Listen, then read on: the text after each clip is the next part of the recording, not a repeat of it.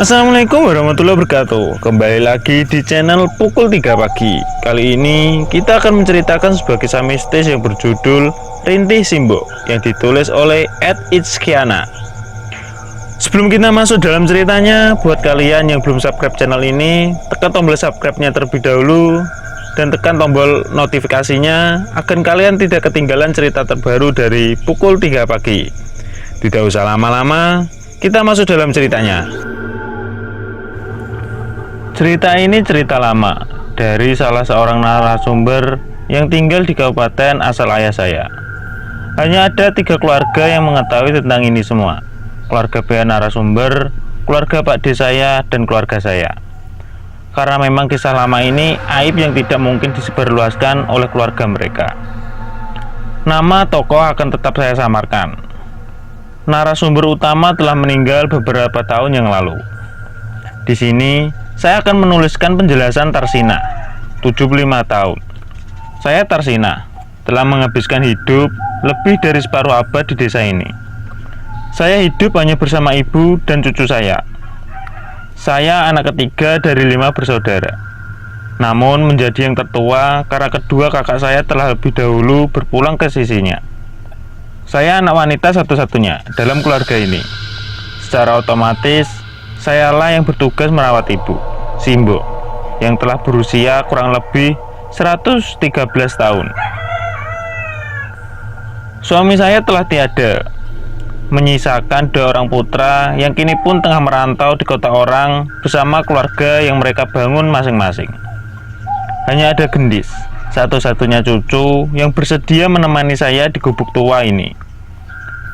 Simbo telah berulang kali merasakan sakaratul maut. Namun nyatanya hal itu tak pernah benar-benar mengakhiri hidupnya.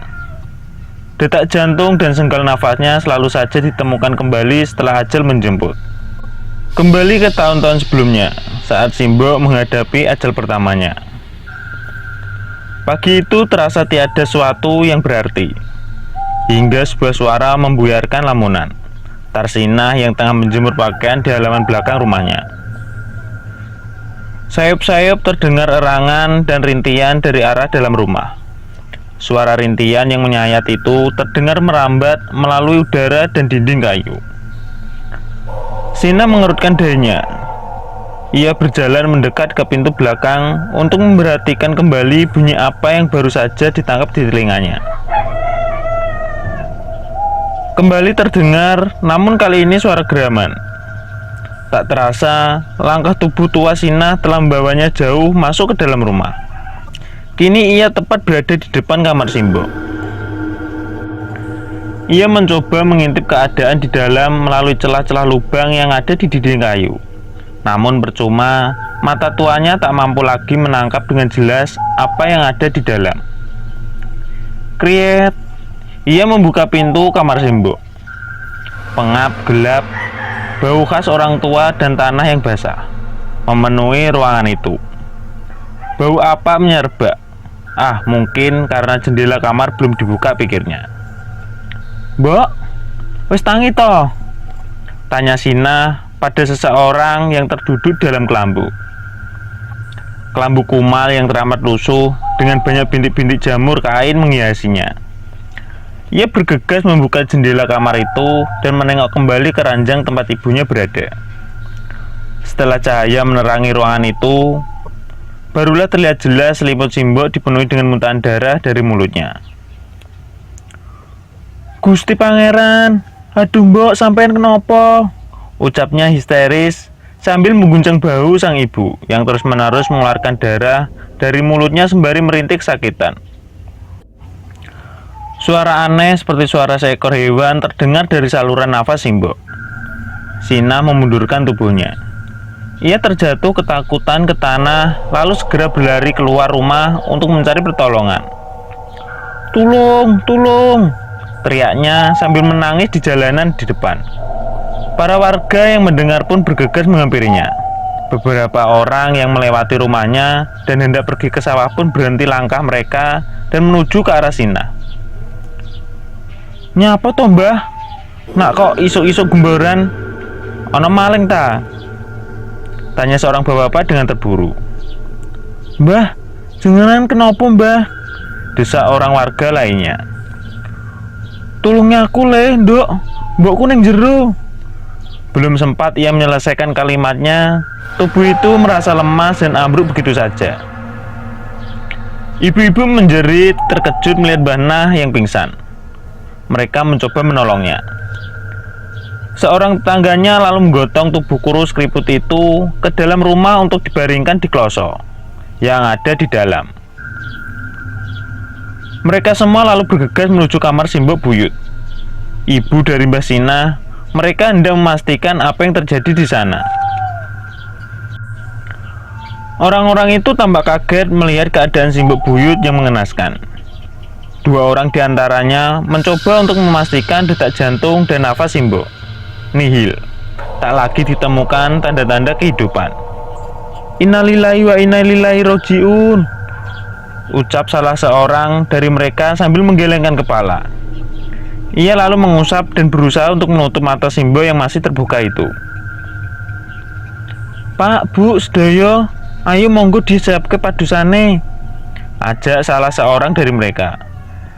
Mereka semua pun bergegas gotong royong untuk membantu proses pemakaman Simbok Buyut. Beberapa orang wanita pulang ke rumahnya untuk mengambil seember beras dan bahan masakan serta bumbu dapur seadanya. Mereka memasak di rumah Mbah Nah untuk para santri dan warga yang akan yasinan di sana nanti dengan sukarela tanpa meminta imbalan. Para lelaki mengatur padusan, menyiapkan air, keranda, serta menyiapkan galian kubur untuk Simbok. Gendis belum juga pulang dari sawah. Memang sedari subuh tadi remaja itu telah berangkat ke sawah untuk menebar pupuk pada hamparan padi yang ditanamnya. Seorang pria yang biasa dipanggil Pak Legono menyusul Gendis ke pematang sawah. Ia merupakan tetangga Mbah Sinah. Rumahnya memang bersebelahan dengan rumah Mbah Nah. "Dis," ucapnya sambil menahan air mata. Ia berjalan sempoyongan hingga terpeleset tanah karena pandangannya kabur menahan air yang menggenang di matanya. "Nopo Pak Lek, kok jenengan nangis? Ki ono apa?" tanya Gendis, kebingungan yang masih menggenggam butiran-butiran benda berwarna pink di tangannya. Ya, itu adalah pupuk yang masih belum selesai ditebar. "Ge ayo ndang bali, Dis," jawab Pak Lek lirih. Ia mungkin tidak tega mengabarkan pada remaja itu bahwa nenek buyutnya telah tiada. Gendis hanya keheranan menatap pria itu. Sesampainya di rumah, Mbah Sinah telah sadar dari pingsannya.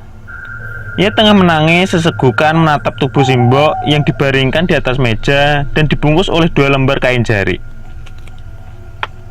Gendis yang telah masuk hanya menatap nenek dan buyutnya itu.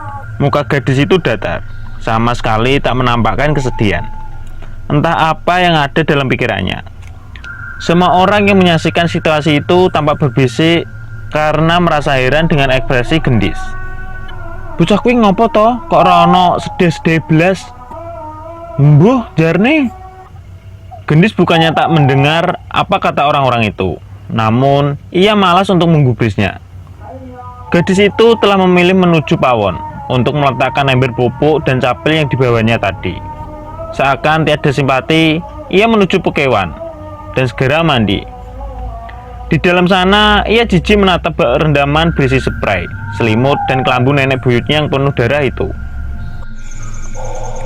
"Jemberi," gerutunya sambil mendorong bak itu menjauh dengan kakinya. Selesai mandi dan berganti pakaian, ia kembali ke ruang tamu di mana semua orang berkumpul. Tampak Simbok Buyut juga telah selesai dimandikan. Di sudut ruangan, Mbah Sinah masih saja sesegukan menatap tubuh ibunya itu. "Halah Mbah, wis tuwa, wis urip luwih saka 100 tahun. Lapo sampean tangisi kaya ngono? Syukur sing kuasa isih iling, ora lali nyabut nyawane," ucap Gendis yang melangkah menuju tempat neneknya duduk. Mbah Sinah hanya menatap Gendis seakan tidak percaya dengan apa yang baru saja dia dengar. Mengapa bisa cucunya sendiri berkata seperti itu? Mana Gendis penyayang dan tidak ketegaan yang ia kenal. Sudah sedih, makin sedih pula ia melihat sikap cucunya itu. Jenazah Simbok Buyut tidak segera dimakamkan karena menunggu kedatangan kedua putranya. Mayat itu kini digotong ke musola untuk disolatkan. Namun yang terjadi di sana sungguh mengejutkan. Mayat itu terbangun tiba-tiba saat warga meletakkan di lantai musola. Para pria itu terkejut bukan main, menatap tubuh yang telah dipocong itu bisa duduk begitu saja. "Simbok tangi woi!" teriak salah seorang dari mereka. Warga pun berbondong-bondong menuju ke musola untuk melihat langsung apa yang dikatakan oleh orang tadi. Benar-benar bangun, Simbok benar-benar hidup kembali. Gendis dan Mbak Sina yang mendengar hal itu pun kaget bukan main. Mereka berdua berlari menuju musola. Sontak saja Mbak Na tersimpul lemas di lantai mendapati keajaiban itu. Lain hal dengan Gendis yang hanya menatap sinis.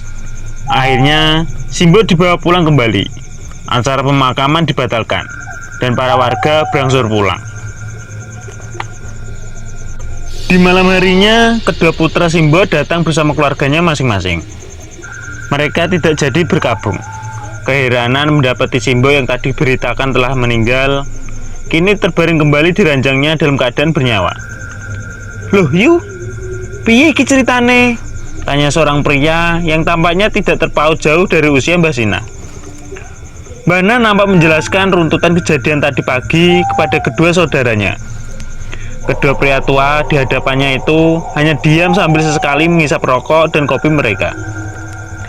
Mereka tampak saling berpandangan, sejenak satu sama lain, seakan mencerna hal-hal yang mungkin bisa mereka nalar.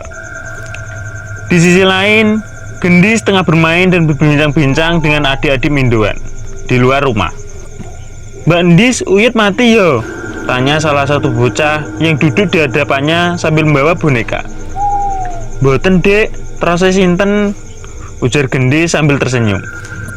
Bocah itu hanya menatap dan tidak bertanya lagi. Ia menatap ke arah rimbunan pohon pisang di sebelah rumah.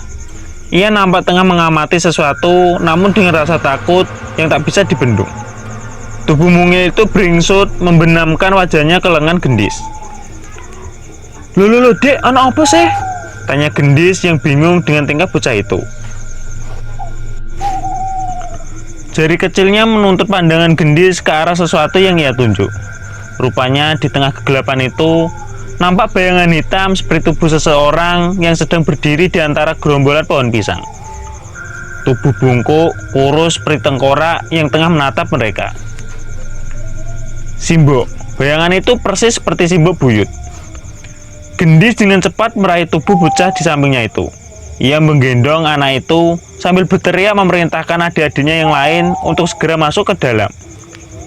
"Wes ayo mlebu kabeh, cepet!" perintah Gendis pada bocah-bocah itu. Tanpa perlu memaksa, mereka semua menuruti ucapan Gendis dan segera masuk ke dalam rumah. "Ana apa, Nduk?" tanya seorang pria yang terlihat baru saja keluar dari kamar Simbok bebarengan dengan Gendis yang juga baru saja masuk ke rumah. "Mboten napa-napa, Mbah," jawab Gendis menutupi. Kakek itu paham bahwa ada yang Gendis sembunyikan, namun ia tak mau bertanya lebih. Ia menghargai pilihan remaja itu. Kejadian meninggalnya Simbok tidak hanya terjadi sekali. Itu terus-menerus berulang hingga beberapa kali, mungkin sekitar 6.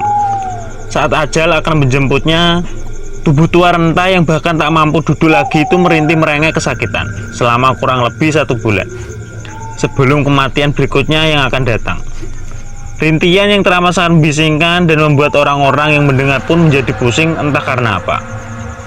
Hal itu sangat memusingkan warga, karena hampir setiap 6 bulan sekali, nenek tua yang telah usul tersebut mati dan hidup kembali seperti sebuah rutinitas. Mereka kesal jika harus direpotkan dengan proses persiapan pemakaman, namun selalu saja tubuh itu hidup kembali. Bukannya Simbok tidak pernah mendapatkan penanganan medis, bahkan ia selalu rutin dicek oleh petugas puskesmas yang sengaja mengunjungi rumahnya setiap bulan.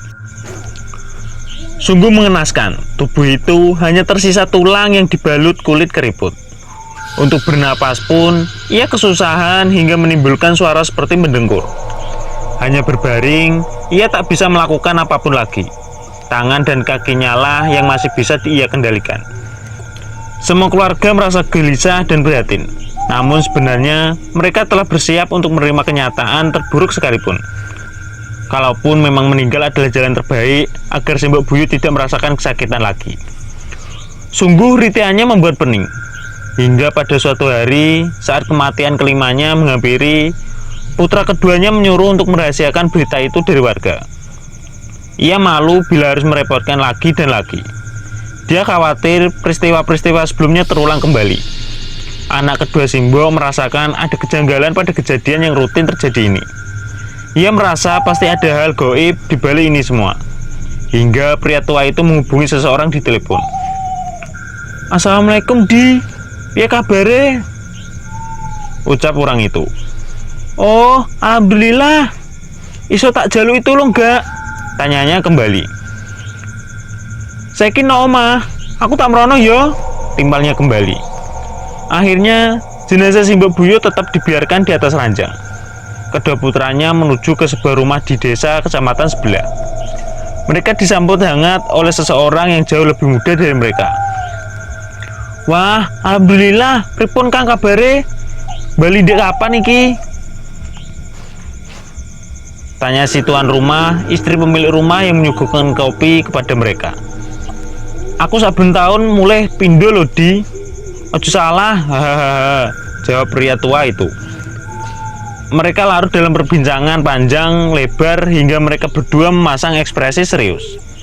Salah seseorang membuka pembicaraan kembali.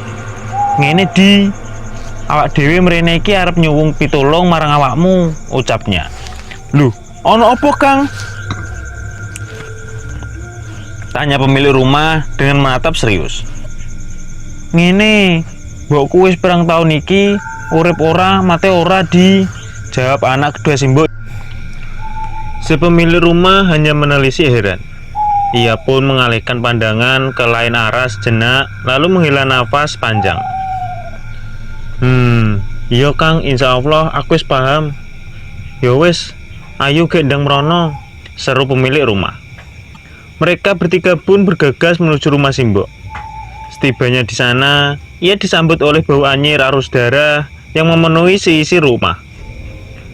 "Ambu apa iki, Kang?" tanya anak ketiga Simbok pada abangnya. "Ambuh, gendang anggone Simbok. Ayo, Di," ajak mereka yang disambut anggukan pria tadi. Mereka menuju kamar Simbok karena tiada siapapun di ruang tamu. Nampaknya orang-orang tengah memenuhi kamar Simbok. Pria itu hanya menatap sekeliling rumah. Ternyata banyak sekali makhluk-makhluk peliharaan Simbok.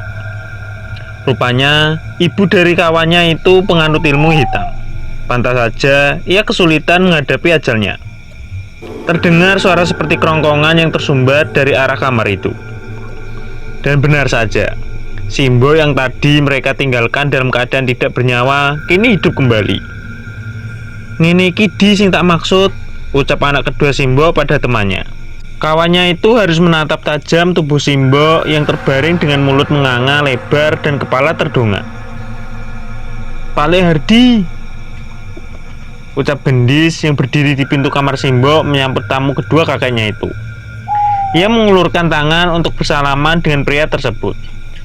"Piye Dis kabarmu? Kok gak tau dolan nang omah?" ucap Pak Hardi. "Alhamdulillah Pak Le," jawabnya. "Gendis mboten nate medal, mboten saged dolan amargi mboten wonten sing ngurus Sabin. Mbah Nah nggih ngurusi Simbok," jelas gendis pada Pak Le Hardi. Pria itu hanya manggut-manggut dan tersenyum pada gendis, lalu melangkah memasuki kamar Simbok. Tiba-tiba Simbok mulai merintih lagi. Rupanya ia merasakan kehadiran Hardi. "Tulung, tulung," ucapnya lirih sambil meneteskan air mata. Hardi yang mendengarnya pun menatap iba. "Pripun, Mbok? Tasik kiyat napa mboten?" tanya Pak Hardi sambil menggenggam tangan tua keriput di hadapannya itu. "Tulung, ada," ucap Simbok dengan rintiannya yang tampak kesakitan. Tak terasa Pak Hardi pun ikut menahan tangisnya. Pak Hardi pun meminta keluarga Simbok untuk mengambilkan segelas air minum. Entah apa yang ia baca, namun ia segera meminumkan air itu kepada Simbok. Wanita tua itu tampak kesusahan mengatur arus tenggorokannya yang harus terbagi antara udara dan air karena tak dapat lagi bernapas melalui hidung. Miris, semua orang di sana sedih menatap tubuh yang nampak susah menelan air itu. Hanya satu orang yang bersikap dingin. Ya, Gendis menatapnya tanpa rasa iba sama sekali, seakan memendam rasa kesal yang teramat besar. Pak Hardi tampak menyadari sikap Gendis, namun ia memilih diam dan melanjutkan tugasnya. Setelah hari itu, keadaan Simbo berangsur pulih. Ia dapat lagi berbicara dengan jelas dan nafsu makan meningkat. Semua orang merasa bahagia dan menganggap ini mukjizat dari Yang Kuasa. Mereka sangat berterima kasih kepada Pak Hardi karena telah membantu sukarela yang mengakibatkan perubahan signifikan terjadi pada Simbo Buyut. Tubuh tua itu dengan lahap melalap bubur dan obatnya. Kini ia tampak sangat sehat dan berisi. Hingga selang beberapa bulan, kematian terakhir Simbo datang menghampiri. Pihak keluarga kembali terkejut karena Simbo yang tadinya sembuh, kini kembali meninggal secara tiba-tiba dengan keadaan sama seperti sebelumnya. Memuntahkan banyak darah berbau busuk dari mulutnya. Lagi-lagi Pak Hardi diminta untuk ke sana. Namun kali ini ia bersama putrinya. Ia menjelaskan apa yang sebenarnya ia lakukan tempo hari. Ia menjauhkan pegangan-pegangan Simbo yang membuat tubuh itu merasa kesakitan. Namun tidak mencabutnya karena ia merasa iba dan merasa setidaknya harus memberikan waktu pada Simbo untuk berpamitan dengan anak cucunya dahulu. Namun, kini makhluk-makhluk itu berhasil kembali ke inangnya. Ia tidak berani mencabut karena jika itu dilakukan Simbo akan sepenuhnya tiada. Memang itulah yang akan terjadi jika sang inang telah menyerahkan sepenuhnya jiwa miliknya. Sebenarnya nopo ilmu gade Simbo Mbah Buyut? Tanya Timur pada Mbah Sinah. Gendis mendekatkan ke arah Pak Hardi dan Timur. Tampaknya ada sesuatu yang ingin ia sampaikan. Mbah Na mengaku tak tahu menahu sama sekali perihal urusan ibunya itu. Selama ini ia tidak pernah mendapati keanehan pada sang ibu. Kini Gendislah yang membuka suara. Nampaknya ia sedikit banyak mengetahui tentang nenek buyutnya itu. Mbak, kula ngertos, ucapnya. Piye nduk? Mene ceritake, pinta Timur pada teman adiknya itu. Gendis tampak gugup. Ia menelan ludah, lalu mulai menjelaskan. Sampun dangu, Simbo mendem kucing urip-urip Pak Lek. Mata mereka semua melebar karena terkejut dengan apa yang Gendis katakan. Maksudmu nduk? Tanya Pak Hardi pada remaja itu. Tangan Gendis berkeringat. Ia seakan berusaha keras menggali ingatan-ingatan buruk dalam otaknya. Detak jantungnya mulai terpacu lebih cepat. Ia menceritakan semua yang ia ketahui tentang Simbo. Sejak bertahun-tahun lalu, saat ia masih kecil dan Simbo masih sehat, nenek buyutnya itu rutin mengubur kucing-kucing di sekeliling rumah mereka. Entah apa yang membuatnya melakukan perbuatan itu. Setiap 3 bulan sekali, setidaknya wanita tua itu mengubur seekor kucing di halaman rumahnya dalam keadaan hidup-hidup. Dan pada suatu ketika saat sepulang dari sekolah, Gendis mendapati Simbo yang tengah memakan seekor kucing di pekiwan belakang rumahnya itu. Menjijikkan. Dia mengunyah-unyah tubuh hewan itu dengan lahapnya. Darah berceceran di sana. Di wajah dan tangannya pun nampak belepotan oleh darah. Jaluk, tanya Simbo pada Gendis saat itu sambil menyeringai seram. Gendis yang ketakutan pun hanya berlari keluar rumah dan bersembunyi di kanal depan rumahnya. Memang kanal itu selaku kering dan bersih saat musim kemarau tiba. Ia sangat syok dengan apa yang baru saja dilihatnya. Mana mungkin ada manusia yang bisa melakukan hal mengerikan seperti itu. Ia mual dan memuntahkan seluruh isi perutnya. Gendis hanya memendam kejadian itu seorang diri tanpa menceritakan pada siapapun. Ia ketakutan saat mengingat apa yang pernah ia lihat sebelumnya. Ngoten Mbak, tutupnya pada Timur yang memperhatikan ia dengan seksama. Suwun Yondo wis ngomong, ucap Timur pada Gendis menenangkan. Gendis hanya mengangguk dan mencoba menyingkirkan rasa gelisahnya. Mereka semua memandang ke arah tubuh Simbo dibaringkan. Memang saat itu nyawanya entah pergi kemana lagi. Namun, pasti akan kembali beberapa saat lagi. Mereka semua menunggu tubuh Simbo untuk kembali bangun dari kematian. Seluruh keluarga ada di sana, memandangi mayat itu. Namun tiada satupun warga desa yang diberitahu tentang kematian Simbok kali ini. Mbak Timur duduk di sebelah ayahnya dan dua orang pria tua yang pernah berkunjung ke rumahnya beberapa bulan lalu. Mereka tampak tengah membahas sesuatu yang serius. "Ngeten mbah, amalane Simbok niku kathah sanget. Kersane kula cobi mendalke rumiyin nggih. Mugi-mugi saged," ucap Timur pada mereka. Kedua pria itu hanya pasrah. Mereka menyerahkan sepenuhnya keputusan pada Timur dan ayahnya. Memang akan lebih baik jika Simbok dapat tenang di alam lain, terbebas dari jeratan kesakitan di dunia akibat perbuatannya sendiri. Mereka bukan berniat membunuh, namun inilah satu-satunya jalan terbaik yang dapat diambil. Setelah menunggu beberapa lama, tubuh Simbok tersadar kembali dari mati surinya. Timur mendekati tubuh itu. Ia paham dengan situasi itu. Bukan Simbok yang kini berada dalam raga itu. Kini sebagian besar kesadarannya telah dikuasai oleh makhluk-makhluk yang Simbok puja-puja selama ini. Ia menatap tajam Timur dalam diam hingga saat Timur berada tepat di hadapannya. Ia membuang muka. Timur hanya tersenyum simpul. Ia mengkode ayahnya agar menyuruh beberapa orang membantunya memegangi tubuh Simbok. Pak Hardi yang paham betul segera melakukan apa yang anaknya itu isyaratkan. Kini, Timur mulai mengambil seluruh ilmu-ilmu hitam dalam diri Simbok. Ia meletakkan potongan pelepah pohon pisang pada perut dan dahi Simbok, lalu menekannya kuat-kuat. Entah apa yang ia lakukan itu, Simbok menjerit menggeram kesakitan. Namun tidak dapat memberontak karena ditahan oleh orang-orang. Timur melakukan itu sambil menahan tangis. Namun tetap saja air matanya tak mampu ia bendung lagi. Hal itu ia lakukan dalam beberapa menit. Tubuh Simbok nampak melemas kembali. Ia pingsan. Denyut nadi dan napasnya masih ada. Artinya ia masih hidup. Timur mengelap air matanya dengan lengan baju. Mata dan hidungnya tampak memerah. Semua orang nampak tak percaya melihat bukti nyata bahwa Simbok menganut ilmu sesat. Pelepah yang tadinya diletakkan di tubuhnya hanya dalam beberapa menit bisa berubah warna menjadi hitam legam dan bau seperti pelepah yang telah lama mengalami pembusukan. Timur kembali berunding dengan pihak keluarga Simbok. Ia menjelaskan bahwa seluruh pegangan Simbok telah ia cabut. Namun ada dua pegangan lagi yang susah untuk ia keluarkan. Ia mengatakan bahwa makhluk itu tidak mau keluar. Mereka pun tidak mau dipindahkan ke benda apapun. Makhluk itu meminta inang baru, satu orang untuk mewarisinya dari Simbok. Memang sifat parasit menyusahkan. Mbok Sinah tampak menangis.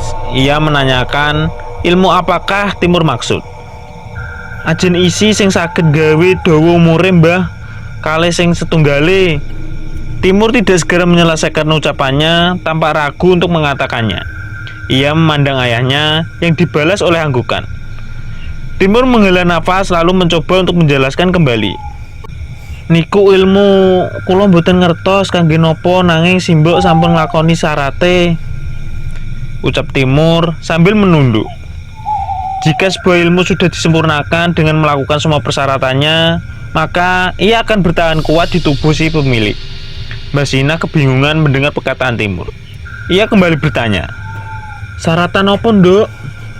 Timur masih merasa sungkan hendak mengatakan hal itu. Namun, ia ingin masalah ini cepat selesai. Akhirnya, ia pun mengatakan yang sejujurnya bahwa Simbok mendapatkan ilmu itu dengan cara mengambil keperjakaan 10 orang pria. Entahlah, tidak ada yang tahu kapan ia bagaimana cara Simbok melakukannya. Semua orang di sana tertegun, seakan wajah mereka disayat-sayat oleh kenyataan pahit. Seperti telah dilempar kotoran hingga rasa malu memenuhi dada mereka. Ketiga anak Simbok pun menangis. Mereka merasa hancur sehancur-hancurnya. Tiada yang menyangka Simbok bisa melakukan hal semacam itu. Timur kembali menjelaskan bahwa kedua makhluk itu hanya meminta untuk menempel ke satu orang dan akan melepaskan diri jika sudah waktunya. Akhirnya Mbak Sinah mengambil keputusan bahwa ialah yang akan mewarisinya. Ia bersedia menerima limpahan itu walaupun berat hati. Ia tidak tega melihat ibunya yang terus-menerus merintih kesakitan setiap waktu. Akhirnya Timur berhasil memindahkan kedua pegangan itu ke tubuh Mbak Sinah. Dan setelah itu tubuh Simbok seperti mayat hidup. Ia seperti tubuh hidup yang kosong dan tak memiliki sukma. Akhirnya selang beberapa hari, Simbong mengembuskan nafas terakhirnya saat petang. Langit tampak temaram dan azan maghrib berkumandang. Bagaimana nasib Basina? Beberapa tahun setelahnya, ia meninggal dengan wajar seperti orang pada umumnya. Mungkin saja saat itu, kedua makhluk yang mendiami dirinya telah lebih dahulu pergi meninggalkan tubuh itu. Itulah sepenggal kisah yang mungkin banyak terjadi di berbagai daerah. Ingat, jangan gadekan kehidupanmu sendiri dengan angan-angan yang diberikan oleh setan. Apalagi jika hanya demi ilmu yang bahkan tak mungkin memberi manfaat apapun.